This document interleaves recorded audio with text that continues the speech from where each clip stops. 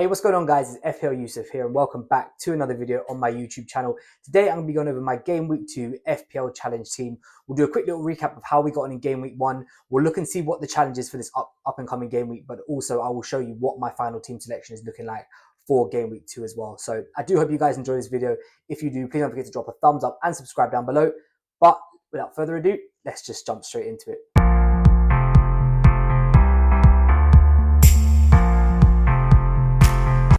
Okay, welcome back guys. Thank you so much for being here with me today on my YouTube channel for another video. So let's talk about Game Week 1 and how we got on. It wasn't the greatest week, but it wasn't bad either. So we finished around 148,000 overall. We finished on 48 points.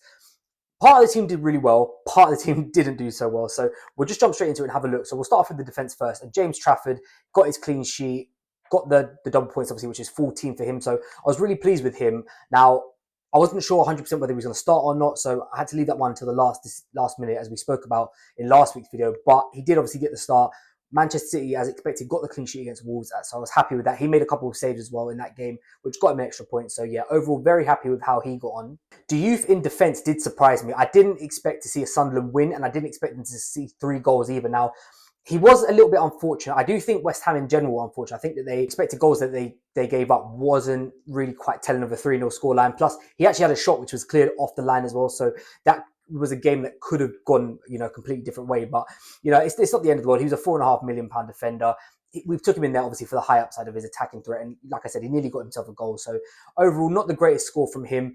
Onto the midfield, Florian Wirtz, a little bit disappointing from him, especially because of the fact Liverpool scored 4 goals and he wasn't a part of any of them. Now, I know he got subbed off before the last 2, but in that first half, he was looking decent as well. It was just he didn't get that sort of final pass or final shot, which led to something. So a little bit disappointed with him. The other midfielder, on the other hand, Mohamed Kudus, did come back with returns. So he got himself 2 assists, and I believe he got himself some bonus points as well, which got a massive 20-point haul from him. Now, he was a toss-up of captaincy between him and Gyökeres, and unfortunately, I did choose wrong on this one. It would have been a massive score if we had gone from him, but we did go for Victor Gyökeres, who we're going to come on to now. Just all round, just a bad game. It's difficult for him because obviously it's his first game in the Premier League. He hasn't really had a pre-season, but the annoying thing was that he got brought off on the 59th minute, so he missed the second playing point by literally about 30 seconds. So I wasn't very too happy with that. João Pedro as well, same thing, blanked on open day of the season against Crystal Palace. That one I think was maybe a little bit more foreseeable because Crystal Palace are a good team in their own right. So overall, like I said, it wasn't the worst start to the season. It wasn't our best, but we are looking to go onwards and upwards, and hopefully Game Week 2 we can bounce back stronger.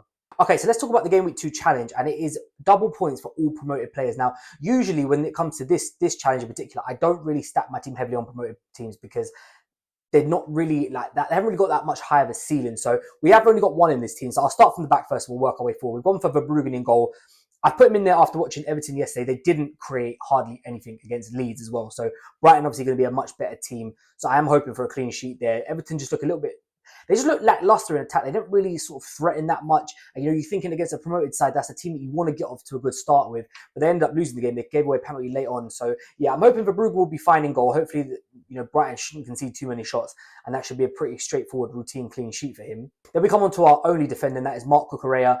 Very, very, very good for bonus points, as we saw in the first game. We picked up all 3. Chelsea, obviously, looking quite good defensively. West Ham, not looking good at all. So I think this is almost like a match made in heaven. Plus, Cucurella is very attacking for a fullback. So he offers you the upside of attacking threat, but also he's fantastic for bonus points. Chelsea got a very high chance of a clean sheet as well. But we have put, most of our players in attack. So he is the only defender for this team. Then we come on to the 2 midfielders, and this is where I'm hoping that a lot of the points are going to come from. So we'll start first with Antoine Semenyo, off to a fantastic start. I think a start which not many of us foreseen. Bournemouth have got the best fixtures from Game Week 2 to Game Week 7, so no doubt he was going to be in my team. But obviously picking up a brace against Liverpool in the Game Week 1 obviously gets him off to a good start.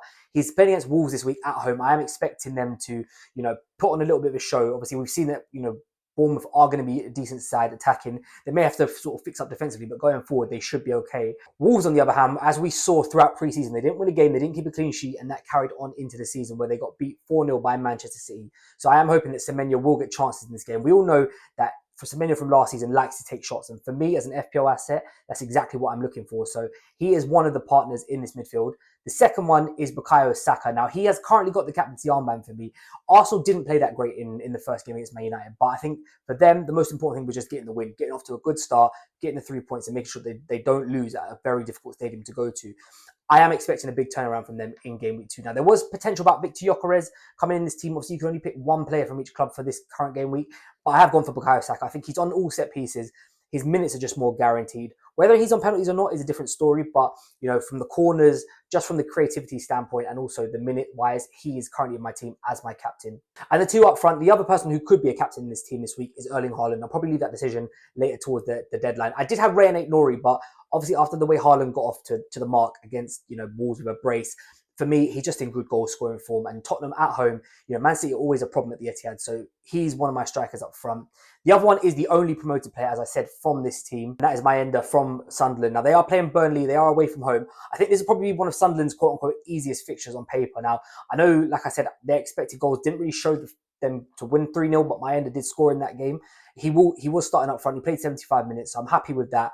And like I said, obviously he's double points this week, so he's the only one that will have it. There was an outside chance of me captaining him, but I just think Saka and Haaland, despite the fact that they haven't got double points, I do think that their ceiling is still higher in their respective games. Okay, thank you guys so much for watching this video. If you have enjoyed it, please don't forget to drop a thumbs up and subscribe down below. I will be back tomorrow, either later today or tomorrow, with an FPL bust team video. If I can get that edited today, I will upload it with this one. If I can't, then it will be tomorrow. And then obviously Thursday, we'll be back for like a final team selection / final thoughts. We'll go over some questions just before, we get to that Friday deadline. I'll show you, if I'm making any transfers on my team, what my team's looking like for that game week. And yeah, we'll just discuss that in a little bit more detail on Thursday. So thank you all so much for watching this video. If you have enjoyed it, please don't forget to drop a thumbs up and subscribe down below. And I'll catch you guys next time.